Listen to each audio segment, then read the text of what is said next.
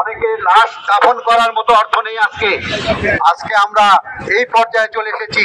আমি ব্যক্তিগতভাবে 2,47,00,000 টাকা আমি হারিয়েছি এই পুঁজিবাজারে।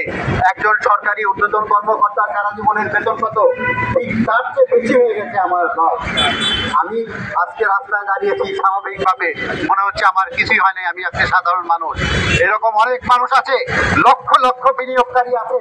আমরা এখানে আন্দোলন করতে আসিনি, আমরা সরকারি লোক অনেক আছি, আমরা জানি আইন শৃঙ্খলা কি।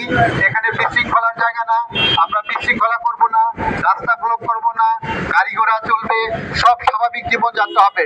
শুধু আমাদের মেসেজ হলো যে বিনিয়োগকারীরা ধ্বংস হয়ে গেছে।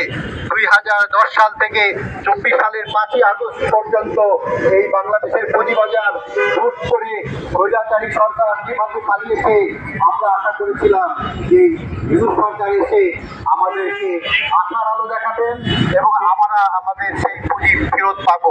কিন্তু অত্যন্ত দুঃখের বিষয়, ভেরি ফ্র্যাঙ্কলি স্পিকিং, আমি বলতে চাচ্ছি, নেতৃত্বকণ্ঠে বলতে চাচ্ছি, এই সরকার আসার পর, রাশেদ মাকসুদকে বসানোর পর বাংলাদেশের পুঁজিবাজারের, আমি কিছুদিন আগে হিসাব নিয়েছিলাম, 54,000 কোটি টাকা হারিয়ে গেছে বিনিয়োগকারীদের।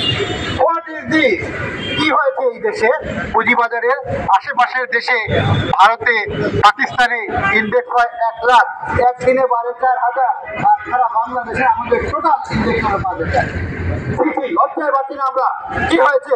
ডক্টর ইউনূসকে অনেকবার বলেছি, আমরা মিছিল করেছি, আমরা আন্দোলন করেছি, আমরা বিভিন্নভাবে শান্তিপূর্ণভাবে আন্দোলন করে তাকে মেসেজ দিয়েছি যে ডক্টর ইউনূস সরকার, আপনি একজন আদর্শবান লোক, আমাদের দেশের গর্ব, গ্লোবাল সেলিব্রিটি, আপনার নিয়ে আমাদের কোনো আপত্তি নাই, কোনো বিতর্ক নেই, আপনাকে নিয়ে আমাদের গর্ব করি, আপনি একটা নোবেল বিজয়ী, আমাদের দেশের একটা উজ্জ্বল নক্ষত্র। অথচ আপনি ক্ষমতায়, আপনার সরকার ক্ষমতায়, আর দেশের পুঁজিবাজারে লক্ষ লক্ষ বিনিয়োগকারী নিঃস্ব হয়ে লাশ হয়ে যাচ্ছে। এমন একজন অধর্ম লোক, এমন একজন অযোগ্য লোক বসেছেন, যিনি কিছুই বুঝেন না পুঁজিবাজারের। প্রতিদিন উনি বসার পর কয়দিন আমার পুঁজিবাজার ক্লাস হয়েছে আমি জানি না, ইন্ডেক্স প্রতিদিন যাচ্ছে, প্রতিনিয়ত অবাক হয়ে যাচ্ছে সারা বাংলাদেশের মানুষ, সারা বিশ্বের মানুষ যারা জানছে যে বাংলাদেশের পুঁজিবাজারে এই অবস্থা, এইভাবে শেষ হয়ে যাচ্ছে, এখানে দেখার কেউ নেই, ধরার কেউ নেই, বোঝার কেউ নেই।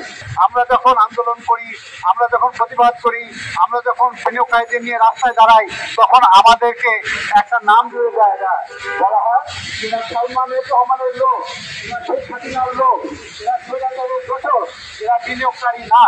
আমি বলতে চাই, লক্ষ লক্ষ বিনিয়োগকারী তাদের পোর্টফোলিও নিয়ে হাজির হবে যদি আমাদের এই আশ্বাস দেওয়া হয় যে এরা পদত্যাগ করবে, পুঁজিবাজার ভালো হবে, তাদের পুঁজি ফিরে পাবে। তাহলে লক্ষ লক্ষ বিনিয়োগকারী তারা তাদের পোর্টফোলিও নিয়ে রাস্তায় দাঁড়াবে।